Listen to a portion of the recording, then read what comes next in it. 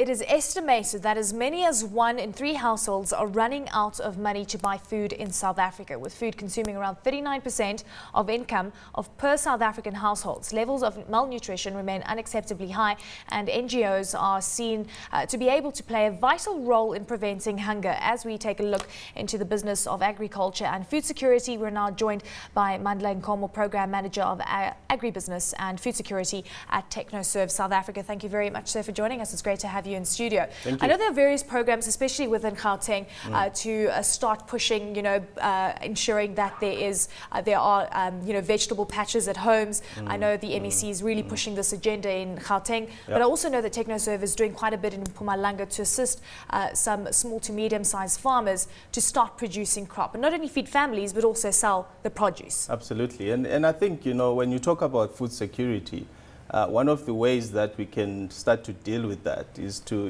improve the productivity in the smallholder sector. And I think there's quite a few interventions that we have found to be extremely useful in getting the smallholders to come to the party, improve productivity, because we believe that in the rural areas, they are a key part in ensuring that there's food security in those communities. Okay, so tell us about what you are able to do to ensure that there is a lot of, understanding of vegetable patches and how to produce food in a very small space of land, because that is also one of the biggest constraints. So it's not just about, making a profit. It is ensuring, as I mentioned, poverty levels relatively high and households running out of money to buy food. Look, I think one of the critical things is to take a commercial look at how agriculture at the smallholder level is operating. What we've found is that generally a lot of the farmers are not getting the right sort of yields. And secondly, the quality of the crops that they're producing is simply not good enough. And then after harvest, because there isn't sufficient infrastructure to distribute, you're getting a lot of losses, which is also contributing to a certain extent to the food losses in the rural areas. Our view is that we need to identify those farmers who've got a bit of experience on the land and be able to accelerate them to get to a point where they are stable producers and they are able to produce the right sort of quantities. So you mentioned that, is infrastructure an issue? Are we talking irrigation being an issue? Is having the right tools and technology and, of course, tractors so that you do enhance yields? Absolutely. So our view is that, you need to get adaptation of new technologies within that sector to be a bit higher than what it is now. So we're talking about irrigation.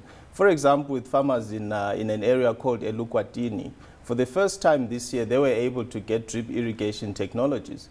And the impact that has had on their yields has been absolutely phenomenal. So we believe that infrastructure is definitely a driver, but we also believe that technical know-how, knowing which varieties to grow and knowing which varieties do well in a particular area is also very important. But agriculture has become very commercial, so you also need to access funding to be able to raise a crop in the land. And those are some of the interventions which you think are very critical. Okay, so access funding, and we know that within the sector it's very cyclical, it's very risky. When you do see banks coming on board and saying, great, we'll help fund you, there's obviously a massive risk involved because of the cyclical nature of agriculture. Is there a way to mitigate the risk? Sometimes those risks aren't even in your hand because it's actually weather related.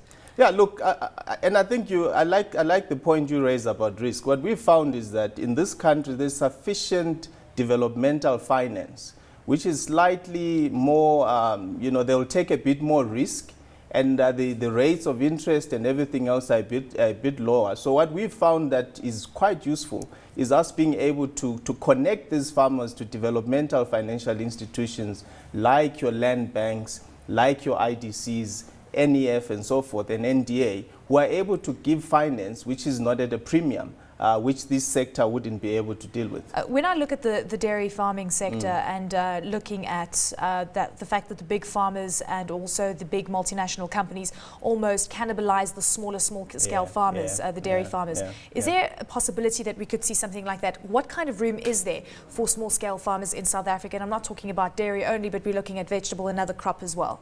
Well, we believe in this philosophy that the biggest room there is for improvement. And if you look at the smallholder farming sector, you're talking of over 200,000 people who occupy a significant part of South Africa's agricultural land.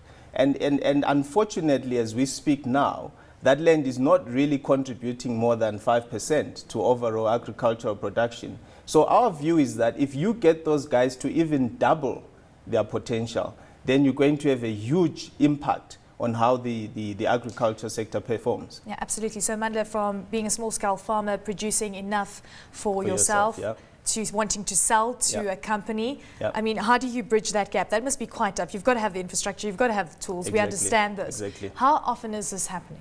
Well, I think not often enough, certainly. But in the work that we do in Limpopo, in Mpumalanga, in KwaZulu-Natal, we're finding that it is possible. There is a commercialization journey that farmers can take. But however, there's very specific interventions that need to happen. And one of them is access to formal markets. Now, a lot of the smallholders literally survive on bucket traders and similar informal markets.